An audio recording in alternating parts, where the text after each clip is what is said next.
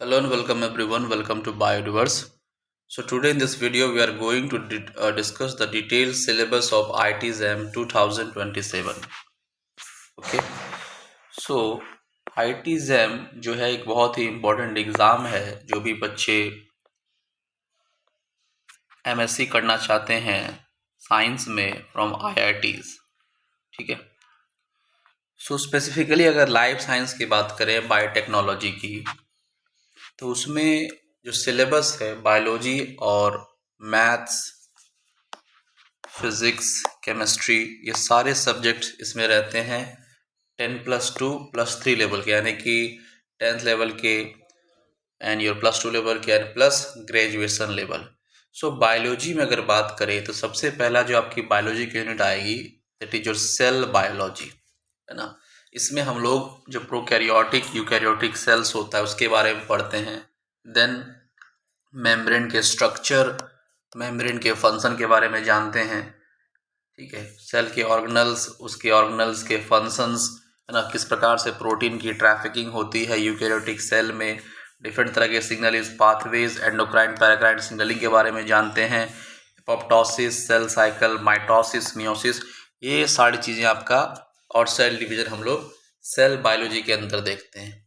फिर अगर बात करें बायोकेमिस्ट्री में तो बायोकेमिस्ट्री में बेसिकली हम लोग enzymes, starting from enzymes, then your metabolism, okay, Michaelis Menten kinetics, जो भी वगैरह विटामिन्स है, कोएंजाइम्स रेगुलेशन, ठीक है, सारे आपके बायो एनर्जेटिक्स, टीसीएस साइकिल वगैरह, ऑक्सीडेटिव फॉस्फोरेशन, ये सारी चीज़ें हम लोग बायोकेमिस्ट्री के अंदर देखते हैं ITJM के सिलेबस में.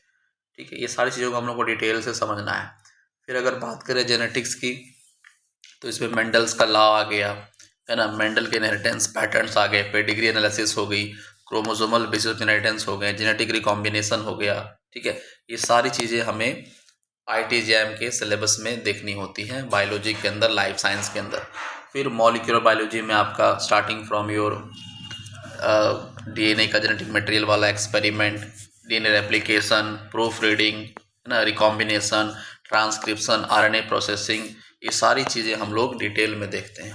फिर हमारा इवोल्यूशन, जो भी आपके डार्विनियन के लॉज है, नेचुरल सिलेक्शन, फॉसिल फ्यूल का रिकॉर्ड, है ना, ये सब कुछ यहाँ पर हमें देखने को मिलता है. हार्डी विम्बर्ग लॉ हो गया, जेनेटिक ड्रिफ्ट हो गया, ये सारी चीज़ें आपके इवोल्यूशन की सिलेबस के अंदर आती है. ठीक है. Fossil fuels, evidences of evolution. So one by one हमें सारी चीज़ों को डिटेल में देखना होता है. और ये आपका माइक्रोबायोलॉजी का हो गया, isolation, cultivation, structural features of virus, bacteria, fungi, protozoa, pathogenic microorganisms, nutrition based classification of microbes. Okay. और आपके प्लांट बायोलॉजी, जो कि हम लोग प्लांट फिजियोलॉजी में पढ़ते हैं, primary and secondary growth, morphogenesis, transport in vascular plants, ये सारी चीज़ें हम लोग यहाँ पर देखते हैं. फ्लावरिंग कैसे होती है, जेनेटिक कंट्रोल कैसा है, प्लांट हार्मोन्स के बारे में बहुत इंपॉर्टेंट है, biotic abiotic stress, seed dormancy के बारे में, ये सारी चीज़ें हम लोग डिटेल में जानते हैं. And then animal physiology, digestive system, circulatory system, respiratory system, excretory system, nervous system, root system, endocrine system, immunology, then your fertilisation कैसे होता है, क्लीवेज पैटर्न, डेवलपमेंटल बायोलॉजी, ये आपके एनिमल फिजियोलॉजी का सिलेबस हो गया. और ये इकोलॉजी का सिलेबस हो गया, climate pattern, terrestrial aquatic biomes, environmental constants, factors affecting population density, ये सारी चीज़ें. एंड देन योर बायोटेक्नोलॉजी, इसमें हम लोग प्लांट टिश्यू कल्चर वगैरह के बारे में पढ़ते हैं. ठीक है. और कुछ टेक्निक्स जैसे कि आपका माइक्रोस्कोपी हो गया, इलेक्ट्रॉन माइक्रोस्कोप हो गया, स्टेनिंग प्रोटीन्स हो गए, बायोकेमिकल एजेंट्स में आपका स्पेक्ट्रोफोटोमेट्री, बायोमोलिकुलर क्रोमेटोग्राफी, ये सारी चीज़ें आपका इलेक्ट्रोफोरेसिस वगैरह, ये सब डिटेल में टेक्निक्स में ITJM में आता है. Then your molecular biology techniques, okay, like your DNA cloning, plasmid vectors, restriction enzymes, polymerase chain reactions, PCR, eukaryotic genes का एक्सप्रेशन. तो ये हो गया आपका बायोलॉजी का सिलेबस.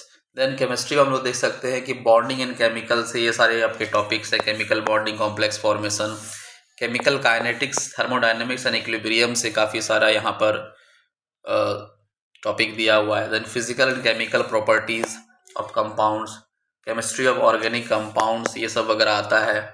देन इंस्ट्रूमेंटल टेक्निक्स देखने को मिलते हैं हमें, like your spectroscopy, fundamental of molecular spectroscopy, और मेथड्स भी आपका 10+2 लेवल का हमें देखने को मिलता है, that is your relation, function, mathematical induction, logarithm, complex, है ना। सो बेसिकली जो हमें most of the focus biology पर रखना है, इन सब्जेक्ट्स को आपको सेकंड प्रायोरिटी देना है कि बायोलॉजी क्वेश्चन आईटी जैम में आपके ज़्यादा रहते हैं बायोटेक्नोलॉजी में।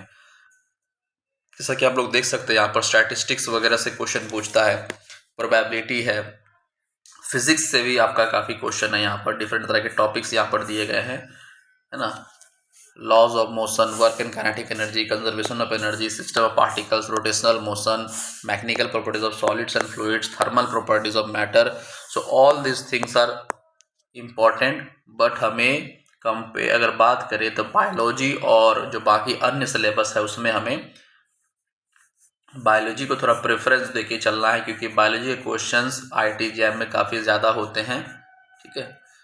और ये सारे सिलेबस को हमें डिटेल में देखना है।